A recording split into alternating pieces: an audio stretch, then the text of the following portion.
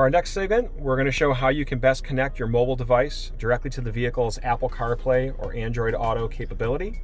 You'll notice in your center console, you have two USB connections, both of which have the capability to charge. However, on the right-hand side, you'll notice the white box, and that's designated for the use of the Apple CarPlay or the Android Auto.